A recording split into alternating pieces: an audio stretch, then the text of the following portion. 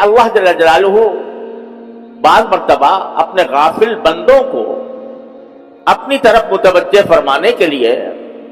اور رجوع اللہ کا ایک موقع فراہم کرنے کے لیے کسی خاص دن کو، کسی خاص مہینے کو، کسی خاص عشرے کو اپنی طرف منسوب فرما لیتے ہیں، نسبت عطا فرما دیتے ہیں کہ یہ میرا مہینہ ہے، یہ میرا دن ہے، یہ میری رحمتوں کا دن ہے، یہ میری برکتوں کا دن ہے، یہ میری برکتوں کا عشرہ ہے، یہ میری برکتوں کا مہینہ ہے۔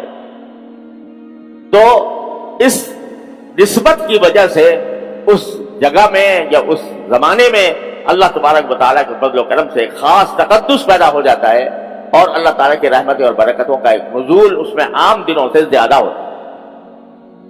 جیسے آپ نے دیکھا کہ بیت اللہ شریف ہے، اگر ظاہری اعتبار سے دیکھو تو عمارت ہے، وہ بھی پتھر میں کی عمارت ہے، اس کے اندر بھی ویسے ہی پتھر لگے ہوئے ہیں، ویسے ہی سیمنٹ لگا ہوا ہے جس طرح عام عمارتوں کے اندر ہوتا ہے۔ لیکن جب اللہ تعالیٰ نے فرما دیا یہ میرا گھر ہے، اپنی طرف اس کو نسبت عطا فرما دی، یہ میرا گھر ہے، تو وہ اگرچہ کچا اگر دیکھا جائے پلاسٹر بھی نہیں ہے، رنگ بھی نہیں ہے، لیکن اپنی طرف نسبت فرما دینے کی وجہ سے اس کا حال ایسا ہو گیا کہ ساری دنیا کے مسلمان پروانوں کی طرح اس کی طرف جاتے ہیں، اس کا تصور کر کے ایک کیف محسوس کرتے ہیں، اس کے تصور سے دل میں ایک تقدس کی فواریں پڑنے لگتی ہیں۔ اسی طرح یہ رمضان ہے، مہینہ تو عام جیسا ہے، صبح شام ویسے ہی جیسے گزر رہے ہوں گے، لیکن اللہ جل جلالہ نے یہ فرما دیا کہ یہ میرا مہینہ ہے، اپنی طرف نسبت فرما دی، تو اس کے تقدس میں، اس کی برکتوں میں، اس کے لطف میں، اس کے کیف میں کہیں سے کہیں اضافہ ہو گیا۔ کیوں فرماتے ہیں یہ نسبت کہ یہ میرا مہینہ ہے؟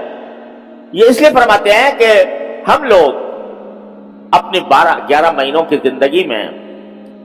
اپنے دنیا کے کام دھندوں میں، صبح شام کی مصروفیتوں میں اتنے محو رہتے ہیں کہ براہ راست اللہ تبارک و تعالیٰ کے ساتھ تعلق کرنے کے جو کام ہیں وہ پیچھے رہ جاتے ہیں۔ تجارت ہو رہی ہے، اس میں لگے ہوئے ہیں، ملازمت ہو رہی ہے، اس میں لگے ہوئے ہیں، اور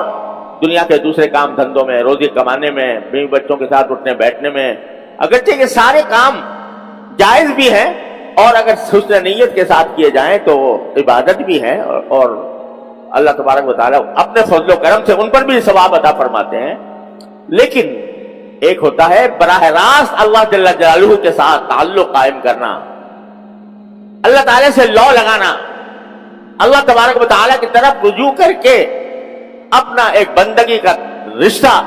اللہ تبارک و تعالیٰ کے ساتھ قائم کرنا کہ اللہ میں بندہ ہوں، آپ میرے پروردگار ہیں، اے اللہ میں بندہ ہوں، آپ اب میرے پروردگار ہیں، میں آپ کی عبادت کرتا ہوں، آپ کی بندگی کرتا ہوں، اپنا سر نیاز آپ کی درگاہ پر، آپ کی بارگاہ میں جھکاتا ہوں، اور اپنی پیشانی آپ کے بارگاہ میں ٹیکتا ہوں، اپنی عاجزی کا اظہار کرتے ہوئے، اپنے تذلل کا اظہار کرتے ہوئے باری تعالیٰ کی بارگاہ میں حاضری۔ یہ ایک ایسی چیز ہے کہ جو انسان کو اپنے پروردگار کے ساتھ مضبوط رشتہ قائم کرنے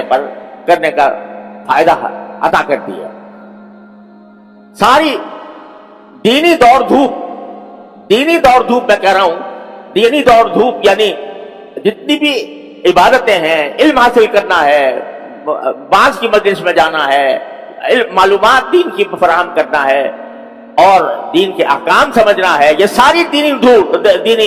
دوڑ دھوپ، اس کا جو اصل مقصد ہے وہ کیا ہے کہ بندے کا اپنے اللہ کے ساتھ رشتہ قوی ہو جائے، یہ ہے مقصود۔ قوی ہونے کے کیا معنی ہے کہ میں اپنے پروردگار کو ہر وقت اپنے پروردگار سے جڑا رہوں، جب مجھے کوئی حاجت درپیش ہو میں اپنے پروردگار سے مانگوں یا اللہ میری حاجت درپیش ہے، اپنے فضل و کرم سے میری حاجت پوری فرما دیجیے۔ جو انعامات اکرامات اللہ تبارک و تعالیٰ کی طرف سے مجھ پر ہو رہے ہیں تو میں اس کے اوپر شکر ادا کرتا رہوں، اللہ آپ کا فضل و کرم ہے، آپ نے مجھے نعمت عطا فرما دی، اللہ آپ کا فضل و کرم ہے کہ آپ نے مجھے دنیا اور آخرت کے فلاں کاموں میں مجھے کامیابی عطا فرمائی، اللہ مجھے فلاں چیز کی ضرورت ہے میں آپ سے مانگنا چاہتا ہوں۔ اللہ جل جلالہ کے ساتھ تعلق اور اس کے ساتھ رشتہ قوی ہو جائے، یہ ہے ساری دینی دوڑ دھوپ کا حاصل۔ اور یہ کبھی کرنے کے لیے یہ زمانہ آیا ہے رمضان کا مہینہ، کہ ایسا لگتا ہے جیسے باری تعالیٰ فرما رہے ہیں کہ اے میرے بندو، غافل بندو، کہاں بھاگے جا رہے ہو؟ تھوڑے دیر کے لیے میرے پاس آ جاؤ اور میری بارگاہ میں حاضر ہو جاؤ، اپنے اور کام دھندے تھوڑے سے ملتوی کر دو، ان میں کمی کر دو، ضرورت کی حد تک رکھو، لیکن اس مہینے کے اندر مجھ سے تعلق جوڑ لو، مجھ سے تعلق کبھی کر لو، مضبوط کر لو۔ یہ ہے پیغام رمضان کا۔ جو کچھ سنا گیا اللہ اس پر عمل کرنے والا اور آگے لوگوں تک پہنچانے والا بنائے۔ مزید اصلاحی بیانات کے لیے ہمارا یوٹیوب چینل ایمان و یقین کو سبسکرائب کریں۔ جزاک اللہ۔